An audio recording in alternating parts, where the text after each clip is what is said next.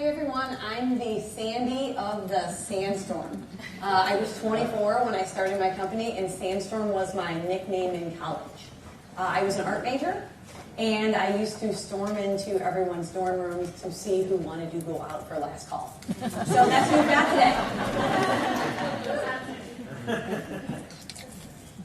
I still remember our first usability study for Lincoln Financial Group with 401k participants. After I saw the key findings, I thought, oh my gosh, we could start to take the subjectivity out of our work. It's no longer going to be the loudest voice in the room making all the decisions. We no longer have to have all these conversations about the size of the logo, the color of the navigation bar. We can start to make better decisions together. And it was really, really efficient. Did you know we only need 5 to 6 users from a particular user group to solve 80% of your usability issues?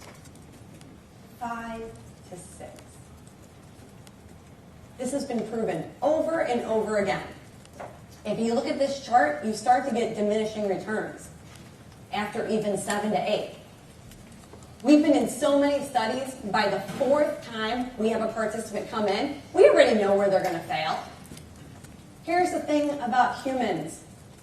We all want to be individuals, but we are so much alike. You can do this study, right, so quickly. And the reason we need such a small group of people or participants is because we're doing it one-on-one. We're using real members. In some cases, we're using real non-members, ones that we want. For those of you that maybe haven't seen a study before, it's literally one of your members working with a moderator going through a series of tasks. We can do this with a mobile phone on a wireframe. We can do this with a tablet on a prototype. We can do this on your existing website. We can do this at annual meeting. We can conduct a study virtually. We have a usability lab in our office. You can hang out in the conference room and observe. And you can travel with it. There's virtually no reason why you wouldn't want to get insights to start to decrease the subjectivity. Which leads us to why. Right? With one study, we can start to uncover some of your member tasks, some of their goals. We can start to identify content that matters to them. And I know Jamie was talking about unlocking value.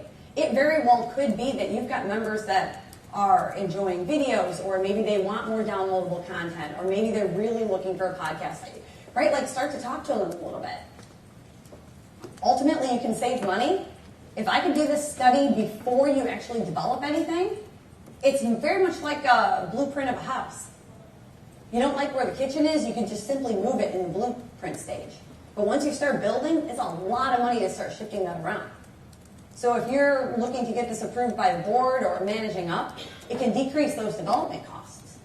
My favorite still is, again, I like to take the subjectivity out of it. I'm a creative. I was a painter, fine art.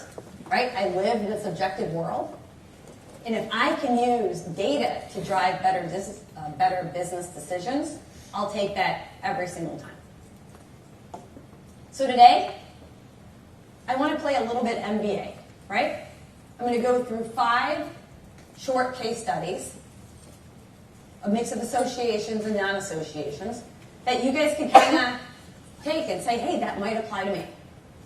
And the first one, let's talk about the APA, the American Planning Association.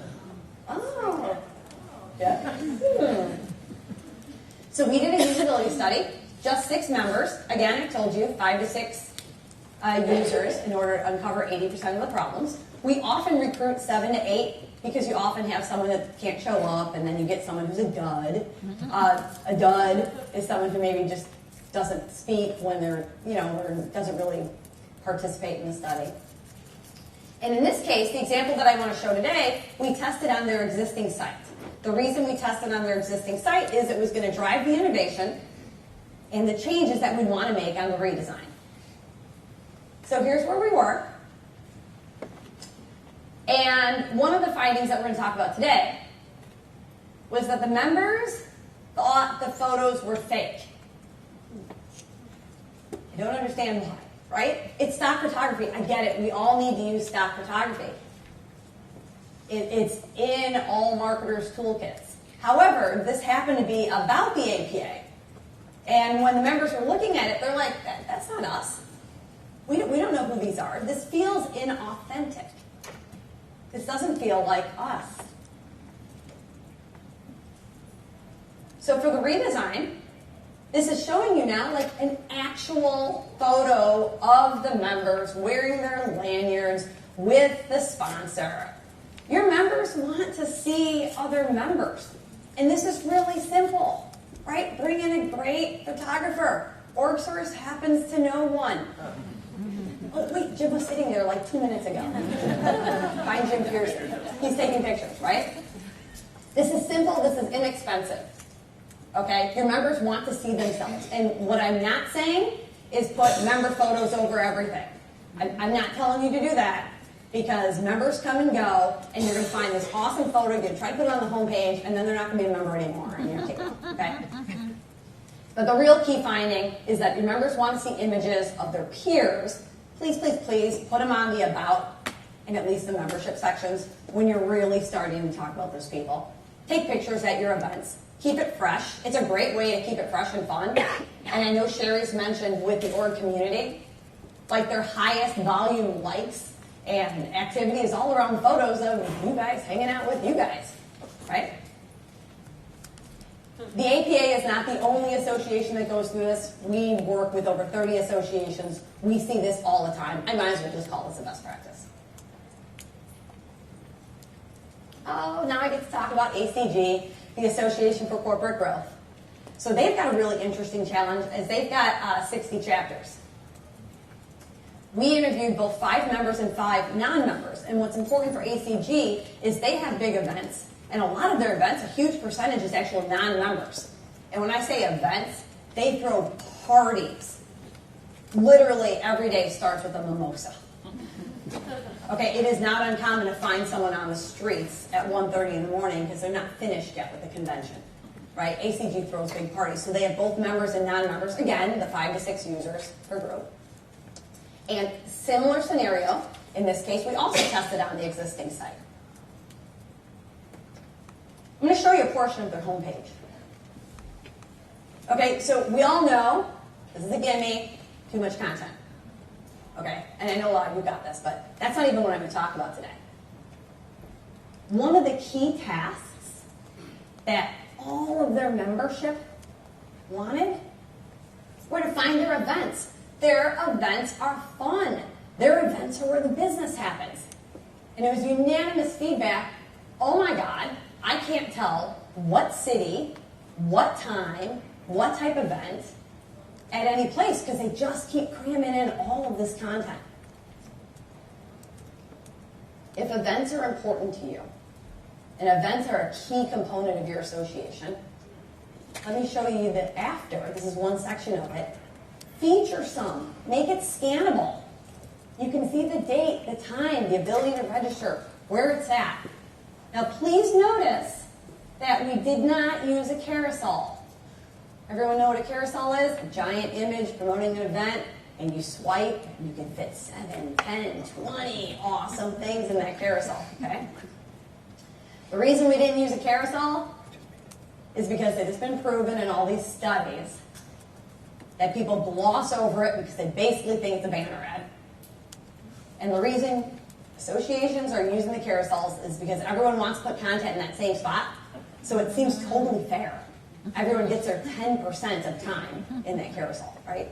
So what we're suggesting, especially when it comes to events, if you really want them to be usable, you really want people to click on them and attend, start featuring some.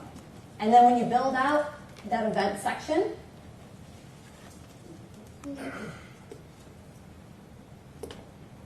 Make it simple to filter. In their case, they're filtering by date, by topic, by chapter. Just make it easy for your members to find the type of events they're looking for. And also, please don't put too many on the homepage. And my little side comment was about the carousel. You can try to avoid that. Moving on to NICB. This is the National Insurance of Crime Bureau. Now, where they're a little different than your typical association is that they also are building a website for the general public. And what we tested on this time were wireframes. For those of you that may or may not know what a wireframe is, this is what it looks like. When you test and you do usability studies on wireframes, it's a lot, again, like that blueprint.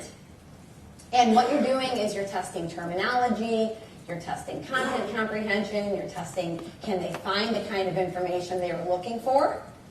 And this was our wireframe, right? So we looked at the existing site, we gathered the requirements, we talked to users, right? We try to make the best decision possible. And I can tell you, we have always uncovered something in a study, always. We've never come back and been like, it was perfect. Everyone found everything. In this case, one of the key tasks, we had one of our participant groups were the online vehicle owners, right?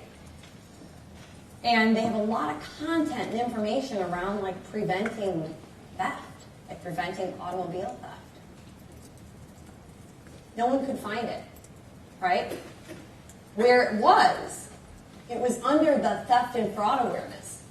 Okay, that's where all the content was, but it was passed up. For some reason, there was no connection that theft and theft and fraud awareness was actually going to help them learn how to prevent fraud. Usability studies allow simple changes that literally cost nothing. Okay? Rename it. Prevent fraud and theft. It's all I needed to do. It's even smaller in number of characters. So when you guys are thinking about terminology, and this applies to both your nav, it could apply to call to action buttons, it could apply to link text. Your navigation items and your action items, if you require the user to take an action, put an action verb in that title. So in this case, it was preventing the fraud.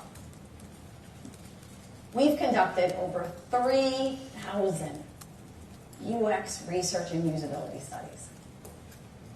I didn't want to show you just associations. And the reason being is we're a huge believer in what we call inspiration brands. Companies and organizations that are completely nothing like you, that are outside your space, that have maybe solved problems that you have, that we can look up and out to. Because a lot of you are here, you're not competitors, you're all in the same boat, but you're all in the same space. Harriet was talking about it like we all say, join and collaborate and communicate and network, right? So we love to just be able to do work outside the space too and bring it in. So my next case study is going to be Weber Grill. We were looking for, in this case, 8 online shoppers who happen to grill as well. And we tested this on the dev environment. So the dev environment means it's not a live site, it's not quite at the wireframe stage, but it's in this morphing space where dev is still working on it, their developers are still building out pieces, but we've got some creative, so it's kind of testing the functioning prototype that's close to being live, but not quite there. And here's where they were. I zoomed in particularly to the top because where Weber Grill is similar to many of you is that they had lots of content.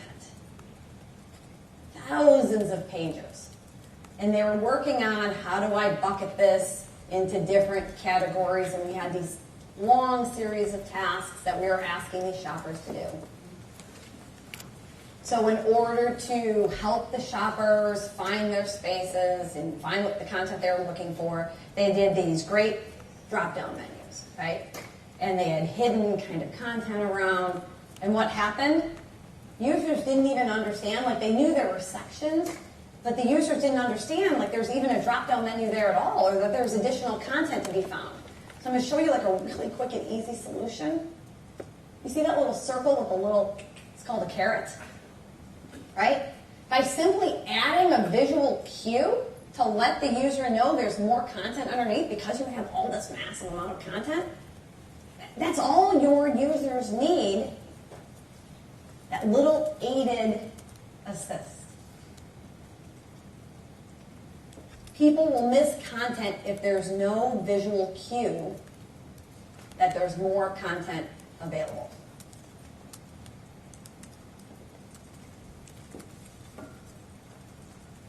Lastly, Now Foods.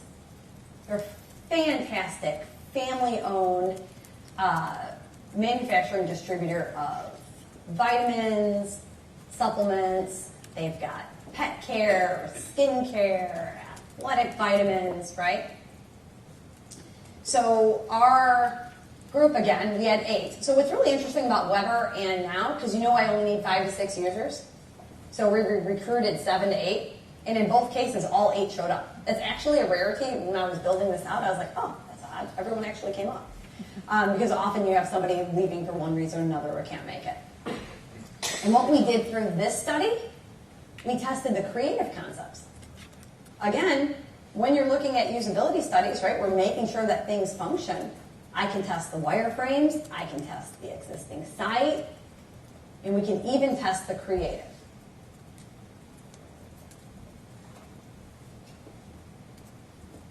So what you see is the creative concept that we put in front of their online shoppers.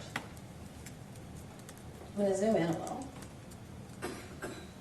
See that magnifying glass in the search? I come from the perspective of a designer, right? And I thought, oh, that looked awesome. It's a cute little magnifying glass. It's got the word search.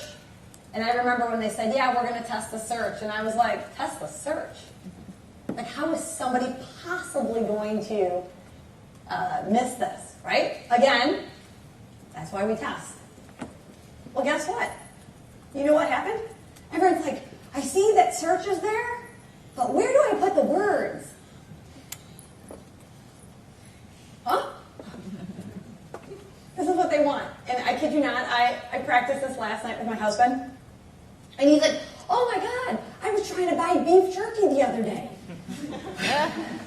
We were in Portland last week, and we went to some specialty Tillamook, or a place that has like evidently the best beef jerky, and we ate our entire 4 pounds before we got home. So he wanted to order more, right? And he was like, Sandy, I needed to find the honey smoked, beef jerky. And he's like, and they had the magnifying glass, and they had the search, and I couldn't figure out how to type in the words. Right? So it seems totally and completely logical. Oh, and by the way, he asked me not to share that story. Right? So just don't mention anything about beef jerky. So when you think things are totally and completely obvious, right? They're not always. So for your search, using a search icon without the input field actually confuses your users. And it surprised me too, right? What we're really looking at are ways that you can take home today some simple, fast ways to improve the overall usability of your site.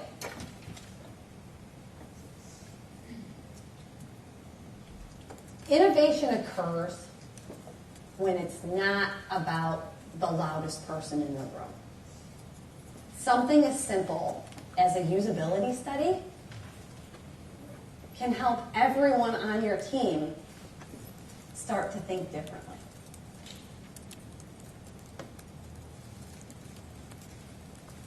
Any questions?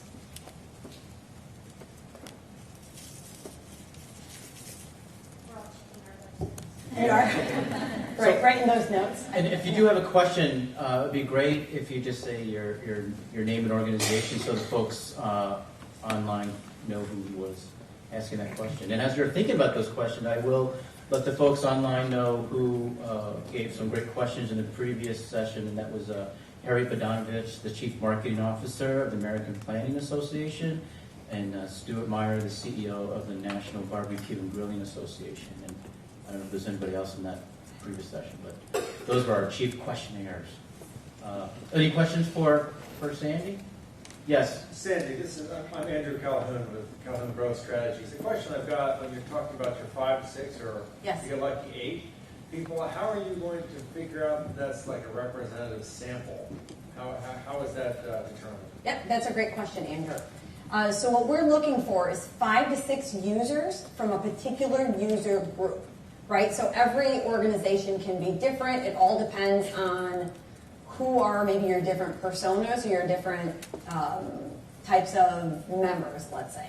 So for the Association for Corporate Growth, right, they knew what a member looked like, the profile of a particular member that we wanted to test. These were not board members that we were testing. These were not volunteers that we were testing because we didn't want somebody necessarily coming to the table that already had a preconceived agenda. We really wanted the members in a group.